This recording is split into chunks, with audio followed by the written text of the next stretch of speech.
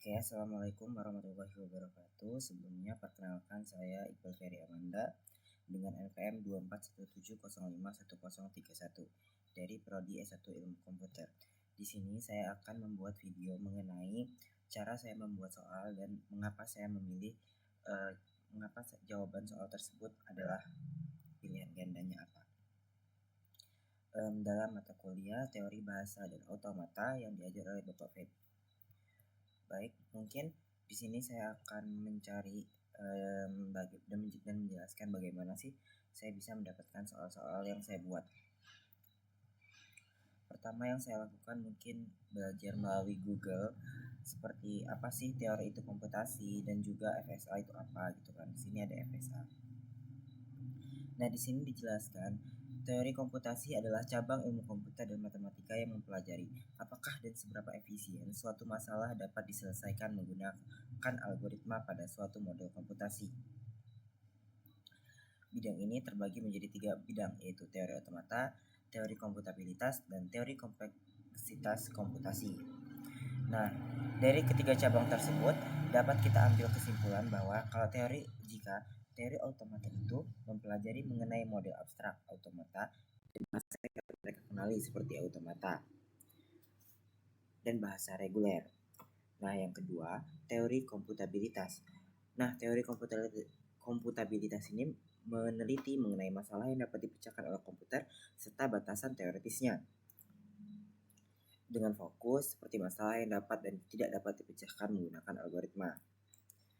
Yang berikutnya ada teori kompleksitas komputasi, yang mana pada cabang ini dia itu mengeksplorasi seberapa efisien suatu masalah dapat diselesaikan, terutama membandingkan berbagai algoritma untuk menemukan solusi dengan tingkat kesulitan sumber daya dan yang lebih rendah. Di sini juga ada model komputasi dan konsep penting seperti mesin Turing, algoritma, masalah pemutusan atau biasa disebut halting problem. Nah, biasanya teori komputasi ini diterapkan pada ilmu komputer, AI, dan juga bidang-bidang seperti fisika, biologi, dan juga ekonomi. Di sini bisa kita lihat di Wikipedia juga ada mengenai penjelasannya seperti apa itu teori komputasi, bidang komputasi yang seperti yang dijelaskan sebelumnya. Kemudian juga beberapa ilmuwan yang mempelajari mesin Turing karena mudah untuk diformulasikan. Kemudian mesin Turing itu juga merepresentasikan model komputasi yang kuat dan cocok seperti yang biasa kita lihat pada Crash-Turing Thesis. Nah, ini ada beberapa sejarahnya. Beberapa pionir atau ilmuwan terkenal yang mempelajari teori komputasi ini seperti Raymond Lull, Alonzo Crutch, Kurt Gödel, Alan Turing, Stephen Klein, Rosa Peter, John, dan lain-lain. Di sini juga ada beberapa teori seperti tata bahasanya tipe 0 itu bahasa terhitung secara rekursif. Contohnya itu mesin Turing. Peraturannya itu seperti alfa pada beta tidak ada batasan sampai beta. Kemudian tipe 2 itu konteks sensitif dan lain-lain juga. Di sini juga bisa kita baca. Di sini juga diberikan referensi seperti ada Introduction of Theory Computation, Greek of Greek menggunakan bahasa American English yang bisa kita akses. Kemudian juga teori computation www.bla diakses pada tanggal 2020. Selain itu juga kita mencari mengenai apa itu FSA. Nah, FSA itu biasa disebut dengan Flexible Spending Account, yang mana akun ini adalah akun keuangan yang disponsori oleh perusahaan dan memiliki keuntungan pajak. Tempat karyawan menyisihkan uang untuk biaya kesehatan dan perawatan tanggungan yang memenuhi syarat. Istilah ini juga merujuk pada finite state automata, yaitu model matematika dari sistem dengan keadaan yang terbatas, dan juga Food Standard Agency di Inggris, yang mana FSA ini adalah badan yang bertanggung jawab atas keamanan pangan. Contoh rinciannya itu misalkan apa itu akun khusus tempat Anda menyetor uang dari gaji Anda sebelum pajak untuk biaya perawatan kesehatan atau perawatan tanggungan yang memenuhi syarat. Keuntungan dari FSA itu sendiri adalah kita dapat pengurangan pajak, yang mana uang yang kita kontribusikan itu dipotong dari gaji sebelum pajak sehingga menurunkan penghasilan kena pajak Anda. Selain itu juga keuntungannya itu juga lebih fleksibel dibandingkan yang lain. Dana yang kita dapat itu langsung digunakan untuk membayar biaya kita seperti kayak kesehatan, kita cek mata, dan lain-lain. Contohnya itu pada penggunaan kartu debit. Di sini juga ada pertanyaan-pertanyaan yang lain. Nah, seperti ini contoh mesin keadaan hingga.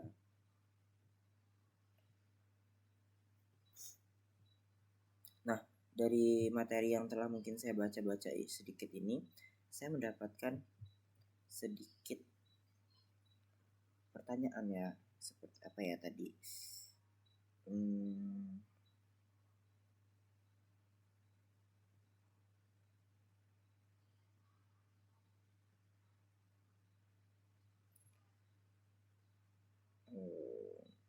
Mana ya?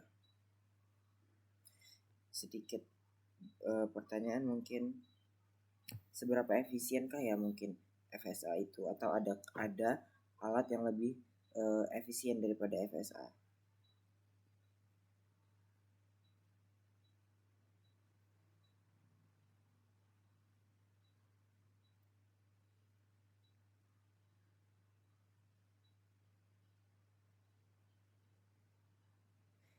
Nah, ini juga bisa dijadikan, mungkin kita bertanya lebih lanjut ke AI dan juga mungkin kita lihat dulu.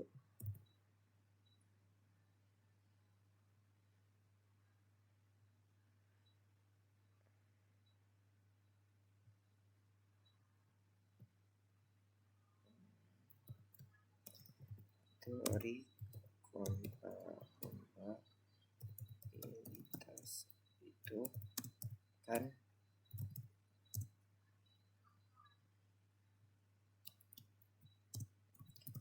seberapa sampai mana?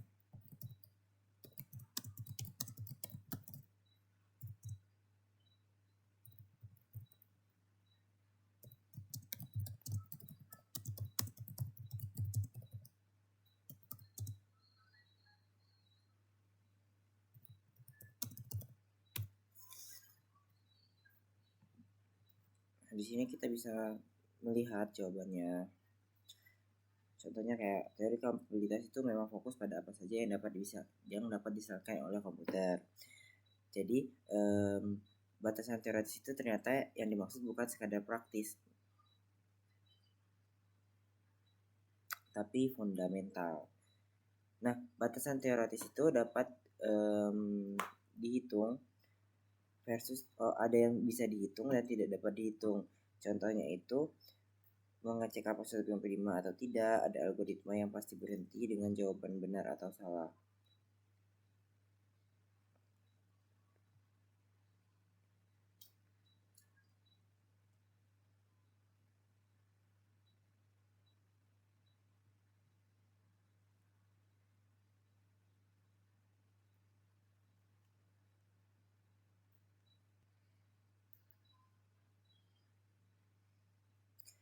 Oke, jadi intinya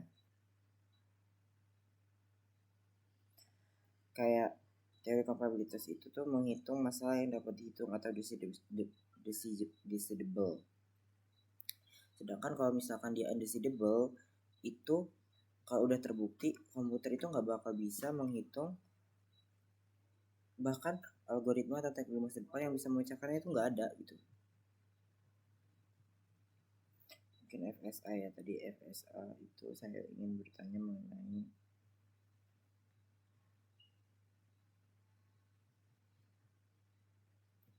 FSA kan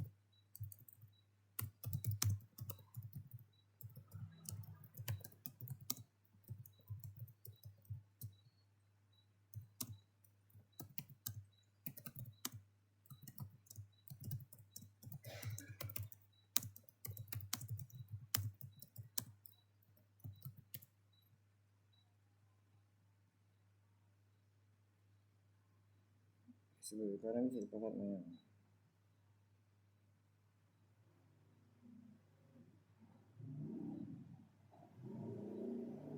FSA itu belum bisa menghitung atau tidak bisa menghitung sesuatu yang membutuhkan memori tak terbatas. Contohnya itu mengecek string bentuk A pangkat N, B pangkat N, jumlah A sama dengan jumlah B. FSA gagal karena butuh menghitung jumlah karakter, mengecek palindrom.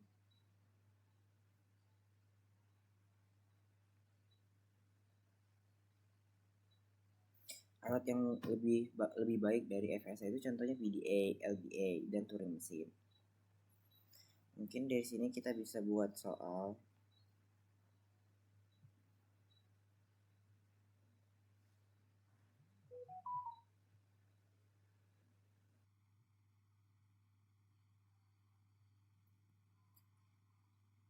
Nah, di sini saya telah membuat pertanyaan yang mana pertanyaan tersebut adalah bahasa berikut manakah yang dapat dikenali oleh finite stage automata atau FSA.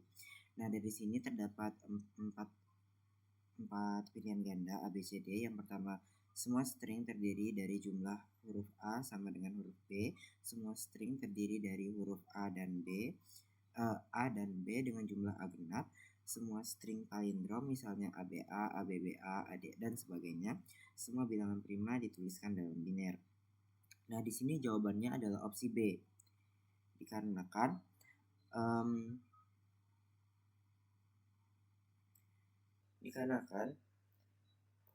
FSA bisa mengenali pola yang cukup dengan menghitung sisa atau mod. Contoh jumlah bilangan genap dengan cukup 2 step, genap dan ganjil. Kenapa bukan A? Dikarenakan semua pilihan A itu butuh menghitung jumlah A dan B, yang mana FSA itu tidak bisa menghitung jumlah A dan B karena FSA itu nggak punya memori tak terbatas. Yang ke C itu kan semua string palindrom ABA, yang mana palindrom itu juga butuh membandingkan setengah string, sedangkan FSA itu tidak bisa. Dan yang D itu semua bilangan prima ditulis dalam biner. Bilangan prima tidak bisa direpresentasikan dengan automata. Jadi pilihan yang paling tepat dan jawaban yang paling benar adalah B, dikarenakan semua string yang terdiri dari huruf A dan B dengan jumlah A genap. Yang mana FSA itu bisa mengenali polanya dengan menggunakan mod. Mungkin itu dia video dari saya. Terima kasih. Wassalamualaikum warahmatullahi wabarakatuh.